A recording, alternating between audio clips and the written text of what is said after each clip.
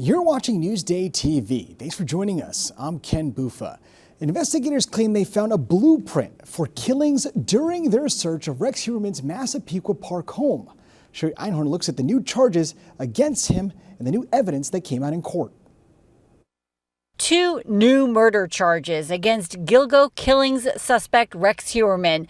These are in connection with the 1993 death of Sandra Castilla and the 2003 dismemberment death of Jessica Taylor. When I think of her, I see her smile first, big and bright, lighting up her face, beaming through her beautiful eyes. Prosecutors also linked Heuermann to Gilgo victim Valerie Mack for the first time, although he hasn't been charged in her death. We're not going to stop. We can't stop. We owe that to the victims. That's the least we can do. In court, prosecutors detailed disturbing new evidence, a so-called digital manifesto that they say methodically outlined how to carry out the murders and acted as a blueprint for future murders.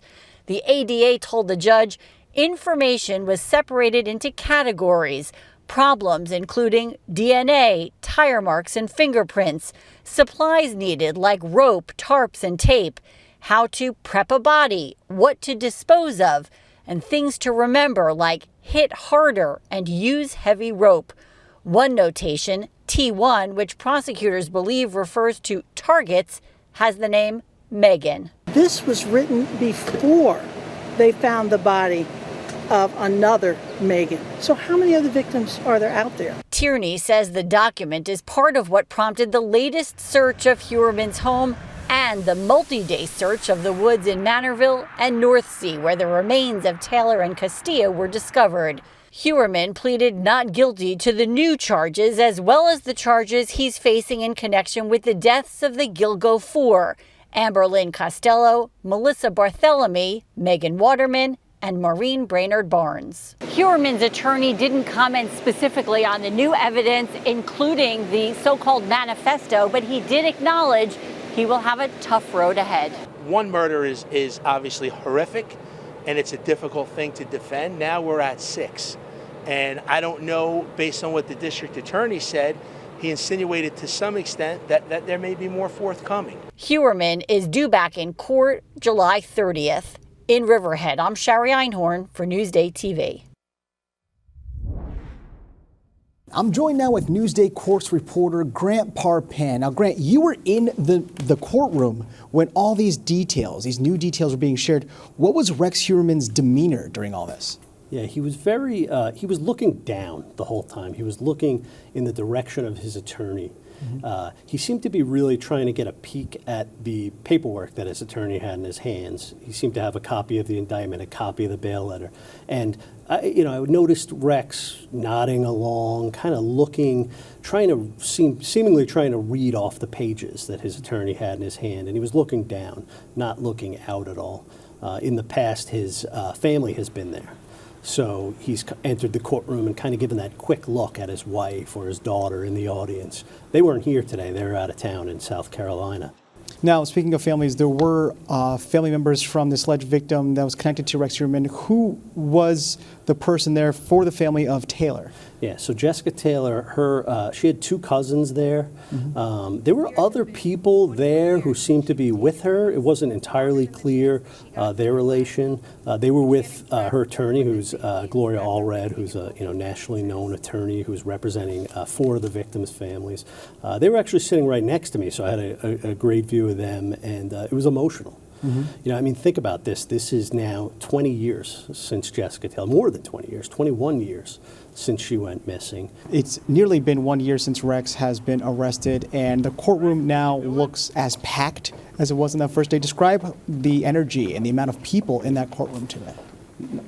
Even more so, packed even more so. There was an overflow room that was being utilized, so it was being streamed into another courtroom, so people who couldn't get into the courtroom were sitting in there and watching it. Long Island continues to be fascinated by this case. Now, for the latest on the Gilgo killings investigation, go to Newsday.com, click Get More, pull the Newsday TV video box. An exclusive Newsday investigation. Horses are dying at Belmont Park at greater rates than the national average. Jamie Stewart has a story you'll see only in Newsday. But there are people who would make you believe that the racetrack is a killing ground. And I object to that. Now, Cadence here on the inside. Freddie Mof. Going down there. Mashney girl unseating jockey Jose Lascano. You're having more deaths than everybody else, and everyone is hearing about the deaths occurring on your racetrack. So you've got a problem to fix. We care about these horses, and we don't want them to die. So seeing those kind of injuries are very traumatic for us.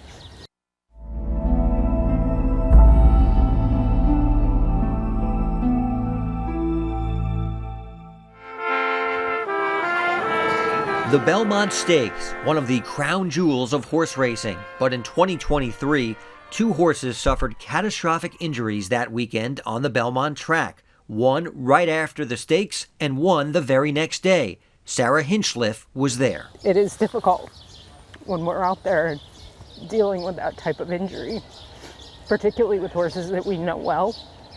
A Newsday investigation into horse deaths at Belmont found Belmont's death rate has risen in recent years, from a low of 0.7 in 2015 to 2.1 last year, a higher rate than other racetracks, despite more than a decade of state and racing officials' efforts to reduce horse racing deaths.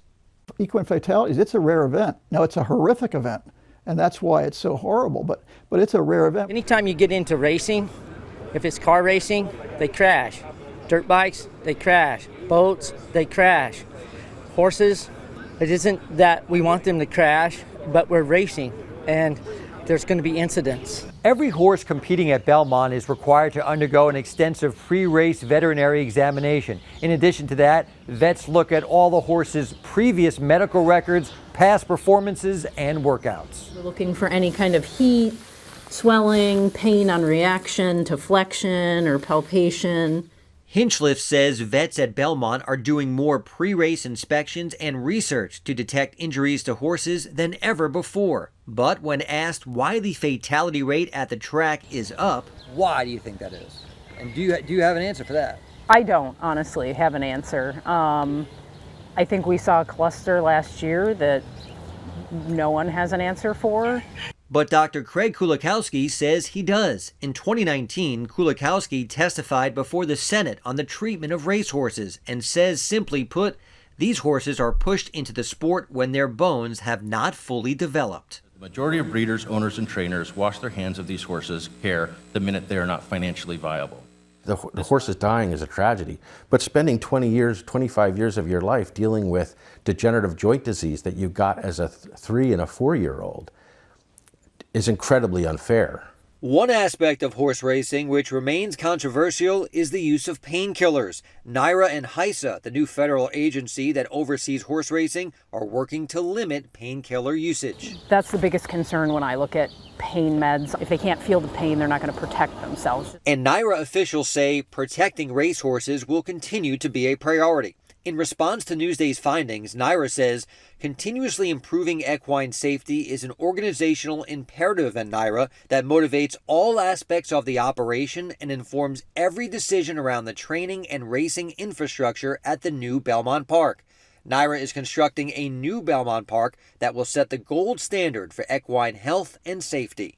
So where do we go from here? A potential answer, according to Hinchliff, is to mimic the National Football League and use sensors to detect an issue before it becomes a deadly one. If we could get sensors that, can indicate a minor change in gait or a slight decrease in stride length, we can actually increase the lifespan of their racing career. For Newsday TV, I'm Jamie Stewart. Now, to read more about this investigation, go to Newsday.com, click Get More below the Newsday TV video box.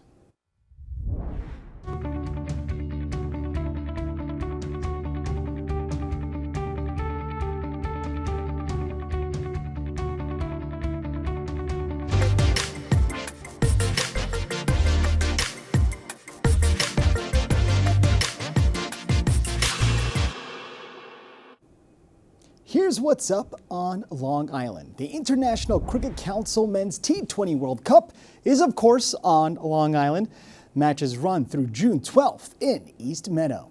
Or head out to the Lightkeepers Behind the Scenes Tour. Take a tour with the lighthouse keeper as he makes his rounds from bottom to top of the historic Fire Island Lighthouse at Robert Moses. It's on Saturday. Music is a bridge, it can tear. Listen to the Long Island Gay Men's Chorus. The Jukebox Saturday Night Pride concerts feature the music of the Beatles, Billy Joel, ABBA, and more. It's Friday night in Garden City and Stony Brook on Saturday and in Huntington on Sunday. For admission info and more events, click Get More below the Newsday TV video box.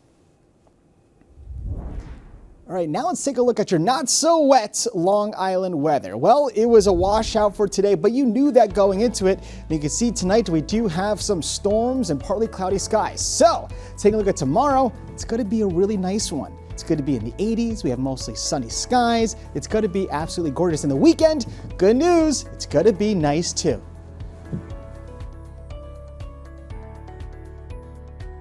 Long Island weather is brought to you by Fire Island Ferries. You're watching Newsday TV. I'm Ken Buffa. Thank you so much for joining us.